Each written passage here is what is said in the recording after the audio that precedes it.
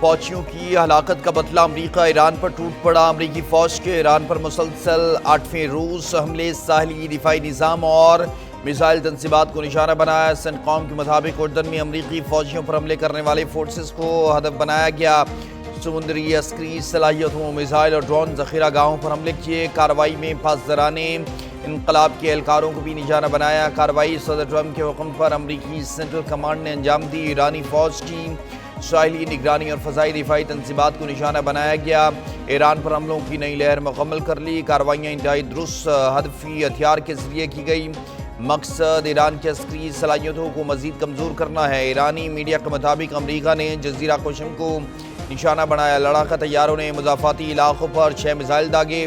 صوبے خوزستان کے شہر شادگان پر بھی بمباری۔ ہرمزگان میں سرک کے قریب ایرانی تنصیبات پر حملے۔ بندر عباس میں بھی دھماکوں کی آوازیں سنی گئیں۔ متعدد افراد زخمی، اسپتال منتقل کر دیا۔ پاسداران انقلاب کی امریکی تنصیبات پر جوابی اسٹرائیک۔ ایران کا کویت میں امریکی فوجی اڈوں پر ڈرون حملوں کا دعویٰ۔ پاسداران انقلاب کے مطابق الدویری کیمپ میں اسلحہ ڈیپو، جبکہ السالم ایئر بیس پر پیٹریوٹ ریڈار اور فضائی نگران کے ایک ریڈار پر میزائل اور ڈرون داغے۔ ایرانی فوج کے مطابق کارروائی حالیہ امریکی حملوں کے جواب میں کی گئی۔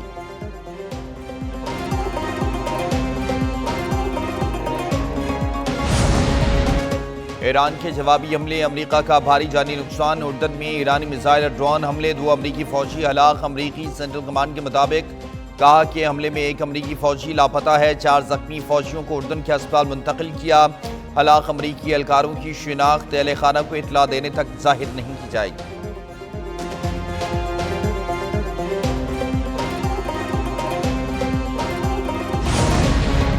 اردن میں فوجیوں کی ہلاکت پر امریکی صدر ٹرمپ کا پارا ہائی۔ پینٹاگون کو پوری شدت سے ایران پر بمباری کا حکم دیا۔ کہا امریکی فوجیوں کی ہلاکت انتہائی افسوسناک ہے۔ فوجی ملک کی خدمت کرتے ہوئے قربان ہوئے۔ صورتحال پر انہیں بے حد دکھ ہے۔ ایران ڈیل پر عمل نہیں کر رہا تو امریکہ کو بھی فکر نہیں۔ ایران کو کبھی نیوکلیئر ہتھیار حاصل نہیں کرنے دیں گے۔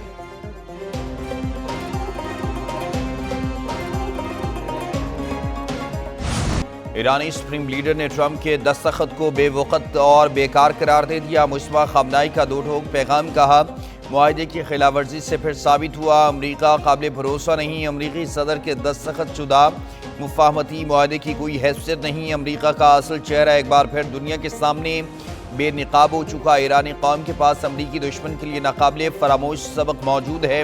اگر امریکہ جنگ بھڑکانا چاہتا ہے تو اسے مزید بھاری قیمت اور رسوائی کا سامنا کرنا ہوگا۔ امریکہ ایک مجرم اور مکار دشمن ہے۔ مزاحمتی محاذ اور ایرانی عوام ہر جارحیت کا جواب دینے کی مکمل صلاحیت رکھتے ہیں۔ دشمن کو ایرانی قوم میں کمزوری یا انتشار کا تاثر نہیں ملنا چاہیے۔ ایرانی عوام اور حکام اختلافات اور تقسیم سے گریز کریں۔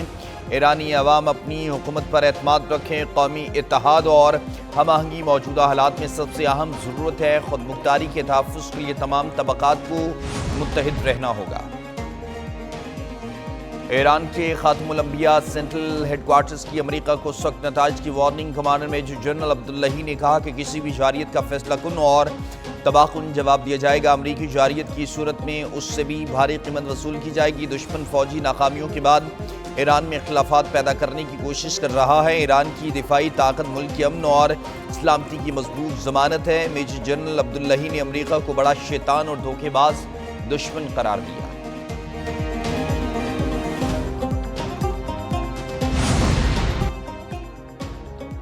ایران کی میزائل صلاحیت پر امریکی فوج پریشان۔ روسی میڈیا نے انکشاف کیا ایران نے امریکی میزائل دفاعی نظام کا توڑ نکال کر اہداف پر درستی سے حملے کیے۔ ایران کے نئے میزائل تیز رفتار ہیں اور ٹارگٹ سے پہلے پوزیشن بدلتے ہیں۔ پینٹاگون کو تشویش ہے ایران حساس اہداف انتہائی درستی سے کیسے نشانہ بنا رہا ہے۔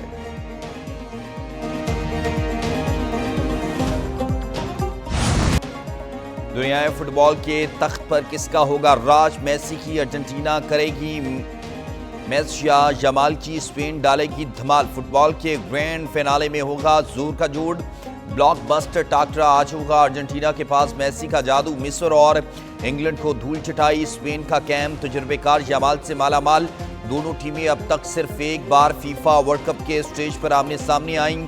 1966 کے ورلڈ کپ میں ارجنٹینا نے اسپین کو 2-1 سے شکست دی۔ مجموعی طور پر دونوں ممالک کے درمیان 14 عالمی مقابلے ہوئے، دونوں نے 6 میچز جیتے، 2 مقابلے برابر رہے۔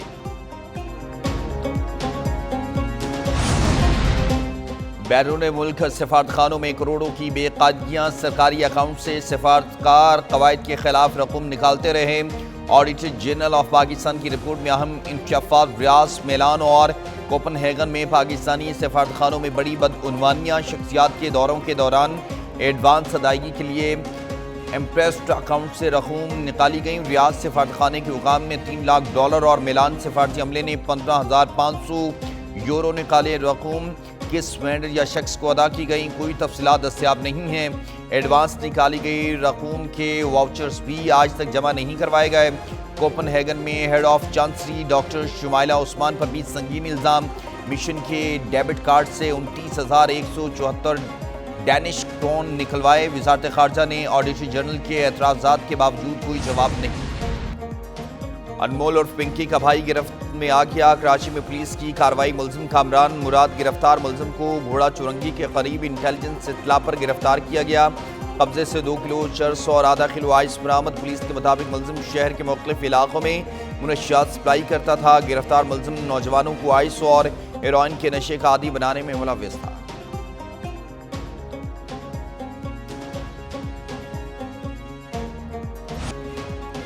مانسون کا دوسرا اسپیل آج سے شروع ہوگا۔ ملک کے بیشتر علاقوں میں آج سے بارشوں کی پیش گوئی۔ محکمہ موسمیات کے مطابق مانسون کا دوسرا اسپیل 24 جولائی تک جاری رہے گا۔ پنجاب کے بیشتر اضلاع میں تیز ہواؤں اور موسلادھار بارش کا امکان۔ لاہور، راولپنڈی، فیصل آباد، گوجرانوالہ جنگ میں بارش متوقع۔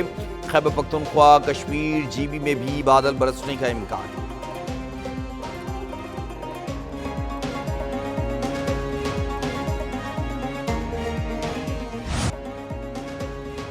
برطانوی ایتھلیٹ نے 27 سال پرانا ریکارڈ توڑ دیا۔ 1 میل کا فاصلہ 3 منٹ 42.66 سیکنڈز میں طے کیا۔ برطانوی ایتھلیٹ نے ریکارڈ ڈائمنڈ لیگ میٹ میں قائم کیا۔